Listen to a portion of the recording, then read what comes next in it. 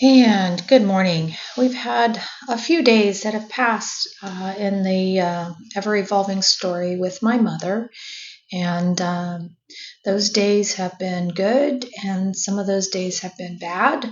Um, and it is truly just an up and down situation.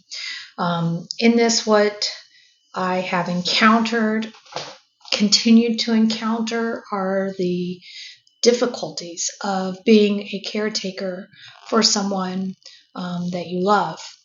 I can't imagine being a caretaker for somebody that you don't know. As a person, our compassion comes from inside, and it's easier to have that when you know and love or respect the person that you're caring for. So I am hats off, absolutely incredible supporter and fan of those who work in the healthcare industry and who provide the care for people who are incapacitated, unable to do for themselves, physically hurt, injured, just whatever they may be, and in their care, because it is difficult and um, it's physically difficult, it's emotionally difficult, and I'm struggling with this to try and find the best way to maneuver. So I am fortunate that I have other people who are in my mom's life who are here and willing and able to help. Um, and I have friends who have reached out to support me and make sure that I am okay. I have work that has given me at least some mode of focus when I can step away and come back into the work aspect. And I know how important each of those components are. So, as a caregiver for someone, it is vitally important that you do take care of yourself first. That oxygen mask has to go on you first if the plane is going down, because otherwise you're not going to be able to assist anybody else. So in this case, if you're not taking care of yourself, if your mental state, if you're depressed, if you're tired, if you're exhausted, if you've hurt yourself, then it's going to be harder for you to do for the person that you're taking care of. And you just absolutely have to have that time to be able to step away for whatever reason. Go take a walk, go just sit and think, go watch a TV show, read a book, meditate, whatever it is that you do that balances you back, so that you can come back 100% is definitely necessary. I see that with her partner, who is wanting to be there, wants to answer every call for assistance. And when he gets run down, when he isn't his normal self, his demeanor, his attitude, and the way that he responds to her is all shifted. And he doesn't necessarily see or realize that. And so trying to acknowledge and say, hey, look, it's okay if you take a night off because I'm here. I got her. That's really what it's about, is making sure that those people who are contributing are each having that opportunity for themselves. Um, Tomorrow is going to be a big day, and we're going to find, hopefully, what this final diagnosis is and what is going to be the treatment plan or the course of action. And I know that's going to be difficult in itself. My mother has made some comments at random times, so I know that she has an idea of what's going on. And I think she's heard conversations and is trying to piece this together. She herself has questions as to what has happened to her to suddenly, now over a period of 6 weeks, go from fully independent, able to walk, drive, do whatever normal life activities, to being fully and totally dependent, not only on oxygen, but on somebody to be there to assist her in getting up and down, going to the bathroom, and any of the things, keeping track of medications, because she doesn't even necessarily know what day it is. Um, it is amazing to see everything that has compiled and happened over the last 6 weeks. And how fast everything has happened. Um, I would not even be able to keep up with most of this if I weren't writing down. And I just took a notebook and decided from day one I needed to know when I gave her medicine, because by the end of a 3 hour working and going in every 15 minutes, I didn't know what day it was or what time it was, and wouldn't know what did I give her that medicine or did I not give her that medicine.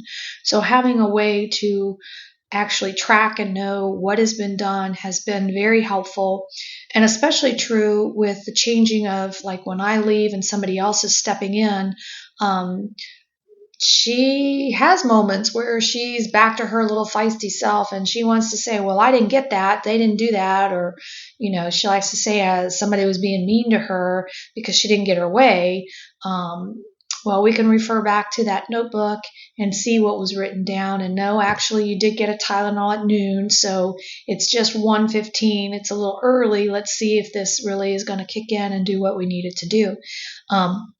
So the writing down of that information is really important when you're handing off that care, but also just if it's a single person who's really trying to track it, it's just so you can keep things straight.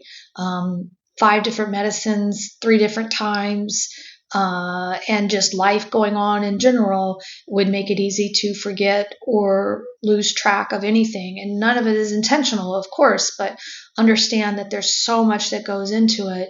I see why you would need a set system and a way to manage all of these things, because you don't want to give the medicine duplicated, and you don't want to forget to give the medicine that's important.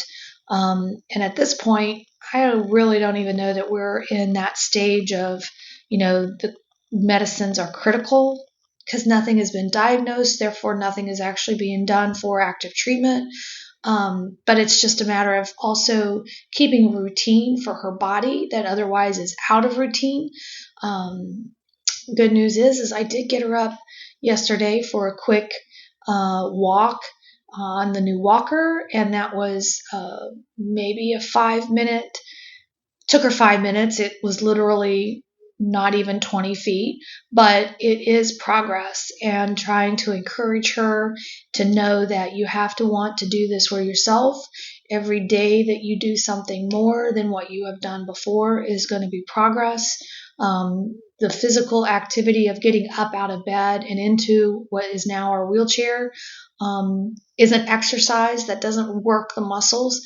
Going to the potty chair up and down isn't exercise, but it does work the muscles. But she has to want to do it. So she has to push up. She has to allow herself to sit down instead of just flopping and relying on the person to lunge her that way or to move her body. And that's my difficulty is when once I get her to the bed, and if she wants to be repositioned, that is the hardest. That's the hardest thing I have to deal with in trying to move her up. So her body coming upwards means that I'm having, usually from a standing position over her, which is a twist on my body, to then try and use my energy, my strength to get her to move upwards so that she's positioned more upright with the pillows behind her. But that leveraging of that, I don't know what that exercise is, the hammer kicks or something like that, where you bend back and you do it. And those things could really work that, because you're twisting and you're using this back muscle that otherwise doesn't really get used. And I've twinged my back as a result, just trying to get her moved up. Very easy for one of my sons to walk in and manhandle her, basically. They have more upper body strength. I'm sure that's the reason, but, also they just take it on and they can physically lift her up and move her into position. I have to kind of finagle underneath her body, wrap around it. Maybe I'm being too careful, but I also want to make sure that I'm not hurting her. But then I'm also trying to use that momentum of my body weight and force to get her up and positioned. Everybody has to learn how and what to do that works for them. But the reality is that it's difficult for me to do that for her. It's difficult for her partner to do that for her. And so if we have multiple people who are taking care of her, but we're both limited in the same way, that would be where I would encourage people to make sure you're handing off to another person who has a different skill set than you, bring something else to the table. Again, I know how important the social interaction piece is to somebody's well-being and their progress of being healed or feeling better or wanting to feel better is coming from that socialization aspect. So again, I think that the negative impact of one-on-one, not having anybody else to assist with, it becomes combative easier, and you just have the stress, you have the reality of all the time dealing with it. So if she has a bad night and you get up early and now you don't have any sleep, and now she's being difficult, and now the coughing starts, it just spirals very quickly as a result of all of that. So when you have somebody who's maybe taking over in the evening and making sure she's good and sleeping and doing what she needs to do, but then you have somebody who's getting their rest and waking up and then refreshed, coming in the morning, taking over some duties, but then not keeping that same schedule, allow that first person the next night to get their sleep, to get their rest, and then they come back. I think that's the best handoff practices that can be used to assist with that family member. And then also making sure that there is interaction outside of that caretaker realm. So her sister came over this weekend, and even though it was a short visit, a couple of hours, it was nice for them to have that time. It gave me a chance to go run up to Walgreens and pick up something else that my mom needed while she sat there with her. And I think that those things are just important takeaways. So if you are taking information out of this, hopefully that helps you. I know it's going to be a big day tomorrow, and we'll probably get what is our next chapter in this journey.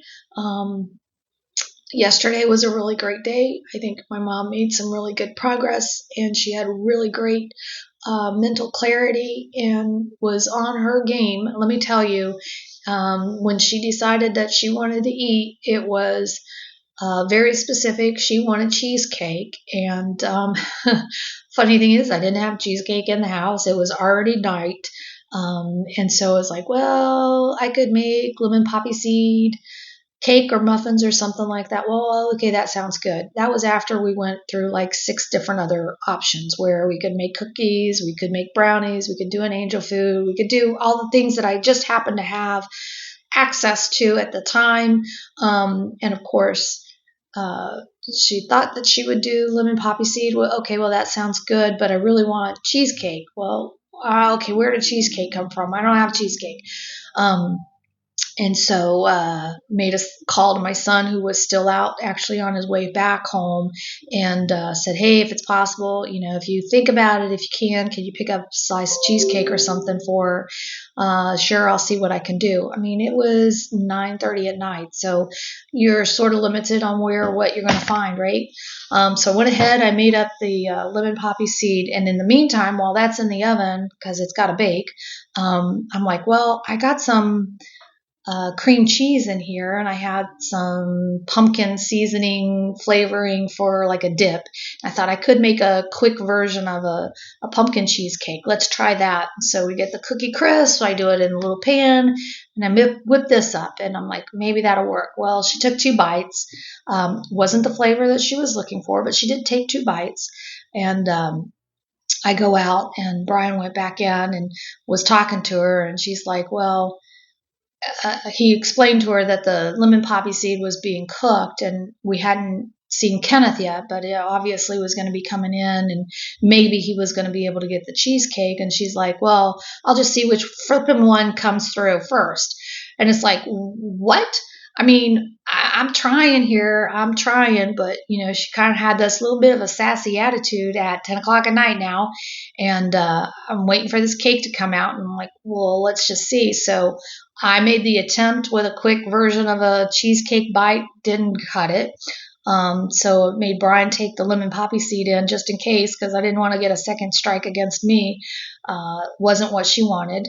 And she was at this point, just laying there ready for sleep, but still had her mind set on this cheesecake. Well, here comes Kenneth, 10:15 at night, and walks in with this beautiful slice of cherry cheesecake, which is my favorite, by the way. So I don't know where he got it, but he found it and goes walking through. And of course, she's thrilled to see him, so happy. And oh my gosh, you brought me what I was looking for. She ate half of the cherry cheesecake and then marching orders to put it back in the fridge and nobody dare touch it. So it was kind of a comical way, we were trying everything to get her what she wanted, but it's like last minute choices here. Like, can you give me a heads up what you want so I can get it in the house or buy it or stop at the store? Or, it's you kind of get those moments and you want to take them and enjoy it and laugh with it and understand that was good to see that she had a flavor for something. And yeah, I was a little disappointed I didn't get to finish off the cheesecake because I probably could have done it for her. But in this case, she's calling dibs. So guess I have to find my own today. But today I'm also going to pick up a few things that I know that I've heard her talk about. And that's what I have realized is that when something is mentioned or she happens to think of something, then when you ask her at a later time, like, what do you think you want for dinner?